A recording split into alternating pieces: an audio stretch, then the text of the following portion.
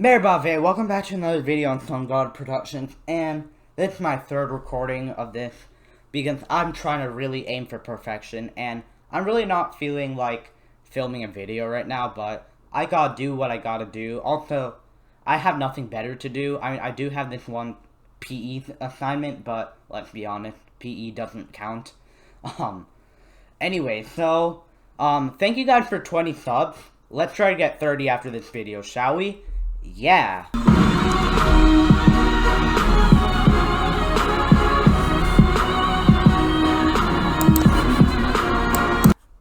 Anyways, I don't know why I said yeah, but Goku and Vegeta, Naruto and Sasuke. Naruto! Sasuke!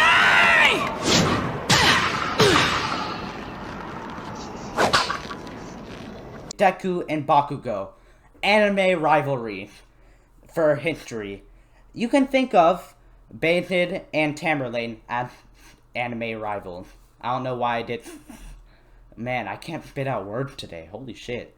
Anyways, before I get into the fun stuff, I have to get through the boring stuff.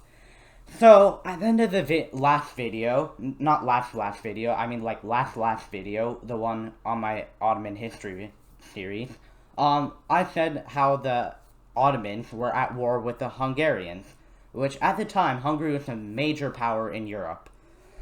But the Ottomans quickly end that shit. In the Battle of Necropolis in the year 1396, it would be a huge Ottoman victory, and the Ottomans, unfortunately, would not be able to press their advantage because, you guessed it, the fucking Karaman Turks. This is the third time that they actually rebelled against the Ottomans. The first time, I can't remember, or the second time, I know that they rebelled, but, like, yeah, Aladdin Bey, who was the leader of the Karamans, decided that was the perfect opportunity, because Bayezid was busy in Europe. And so Bayezid was like, okay, I have to secure my Anatolian eastern flank, or not flank, but front, before I deal with Europe. So, he decided that to leave Europe alone. But, he did one smart thing. So, he sent raiders deep into Europe, including even Austria, I believe, which is pretty deep into Europe, if I do say so myself. And he did this to weaken the European countries, so that one day, when he eventually came back to Europe, Europe would be ripe for the picking. But, yeah, too bad that he would never be able to do that, because, don't worry, the Karamans would not beat him, because the real reason is because, Tamerlane, who the Karamans were actually allied with. Now, Tamerlane, think of him as like a 13th century Hitler. My man had no regard for human life. He killed 17 million people. He was like fucking worst version of Hitler. Like, Hitler at least cared about his own people. Fucking Tamerlane, he didn't care about anyone, bro. He was like a fucking...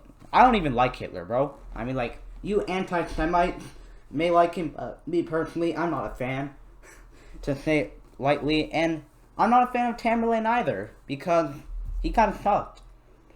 Yeah, he killed 17 million people, and his goal was to actually reunite the Mongol Empire. So, at the time, the Chagatai Khanate was collapsing, and what rose was the Timurid Empire. Timur was actually a disabled guy. He was shot with an arrow, I believe when he was 11. I might be wrong. And I believe he was trying to steal a sheep. I'm not sure about that either. But it's all just like, I'm pretty sure there's some truth to what I said, but I don't know. He was a cripple. I know that for sure. And so this maybe that's why he was so salty and trying to kill everyone, because he was salty that he was a cripple. Ha ha ha, I'm just kidding, disabled people. I'm sorry. Anyway, so, Tamerlane, he wanted to reunite the Mongol Empire, and so, he actually took over what was the Chagatai Khanate, and he also took over the Ilkhanate, so he was already halfway there. He took over, the Ilkhanate was actually modern-day Persia and Azerbaijan, so this made him have a border, well, not really a border, but like, really close to the Ottomans, and so, he would be involved with the Ottoman political affair, as, you know, countries that are close to each other do. So, but You see, the problem was that Tamerlane was actually allied with the Karaman, who were rebelling against the Ottomans because they were actually vassals of the Ottomans. So Aladdin Bey, as I probably already said before, I don't know, my whole script is kind of a blur right now. So Aladdin Bey had already made it to Ankara, but finally he would be met in the Battle of Akshay. And so, in the Battle of Akshay, the Ottomans would decide, you know what? Aladdin Bey, you fucking rebelled against me 3 times. I'm gonna fucking not keep you as a vassal. I'm gonna fucking annex you. And to make things even better for the Ottomans, in the year 1399, Bayezid would unite all the Turkish beyliks into one giant Turkish empire. So let's fucking go, Bayezid. Let's go. Let's fucking go! Yeah, but anyways, it wasn't time to celebrate because Tamerlane, the fucker who killed 17 million people and is like a worse version of Genghis Khan. He's like basically the Walmart version of Genghis Khan, if you will. He also committed atrocities against the people in the Delhi Sultanate, which is modern day India, which I really don't like. He committed so many atrocities, like, dude. By the way, India beat the Mongol Empire. Take that! India's not that militarily weak. Anyways, I'm getting off topic. So, actually, the people from the court of the kingdom, the Turkish beyliks that Bayezid took over, fled to Tamerlane. And Tamerlane was like, okay, you know what? I need to teach these Ottomans a lesson because they're growing too strong and they could possibly be a threat to me. So, my man Tamerlane, not really my man, I fucking hate you, decided to exchange letters with Bayezid. And basically these letters would be like showing whose empire's dick was bigger. And Tamerlane thought that his empire's dick was bigger, and Bayezid thought that his empire's dick was bigger. We'd find out soon enough whose dick was really bigger.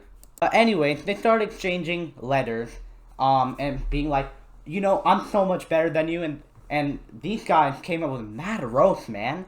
Like, Bayezid threw some shade on him. Like, he fucking said that, like, his wives are hoes. Like, oh my god, Bayezid, chill the fuck out. Chill the fuck out. Yeah, Tamerlane, no wonder Tamerlane wanted to go to war against him. Anyways, Tamerlane's demands were that the Ottomans basically backtrack and get rid of their previous Anatolian gains. Meanwhile, they would also send one of their sons, one of the Ottoman princes, to Tamerlane as a hostage. Meanwhile, Bayezid's demands were, 1, that the people who fled to Tamerlane's court would be given back to Bayezid. Along with that, he wanted Tamerlane to fucking leave the Ottomans alone. I'm powerful. So leave me alone. Which, I mean, I kinda agree with. Tamerlane, why the fuck aren't you leaving the Ottomans alone? But anyways, war would begin in the year 1402. This, like, fucking long-awaited war. Like, there's so much tension built up. Like an anime thing. I mean, like an anime love relationship. There's so much tension in an anime show. Like, ooh, this girl's not gonna... You have to propose your love. I don't know why I'm talking about anime, but, like... Man, history's like an anime show.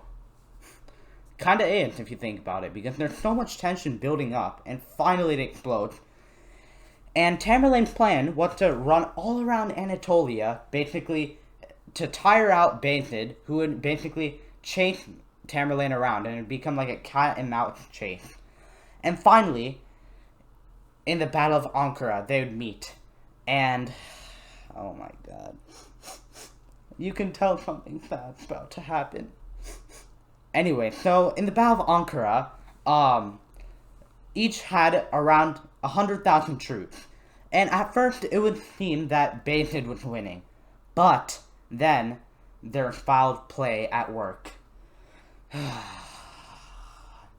Fucking Tamerlane would bribe the Tatars who were fighting for Bayezid. And the Tatars, Tatars. Oh my god, bro.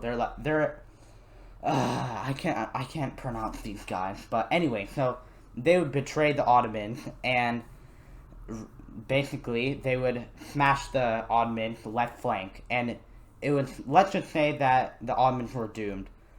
But let's just talk about the Ottomans' victories in this battle. The good side is that the left flank at first was winning because the Serbian vassals that the Ottomans controlled, they actually pushed back Tamerlane's forces. But after the Tatars betrayed the Ottomans, it was over. The left flank was gone. And after seeing the flow of the battle, more and more soldiers decided to defect to Tamerlane. And poor Beytid would have to watch in horror as his whole army disintegrated. And so, Beytid tried to escape, but his horse would be shot by an arrow, and he'd fall to the ground. I don't know how I remember this, I just do.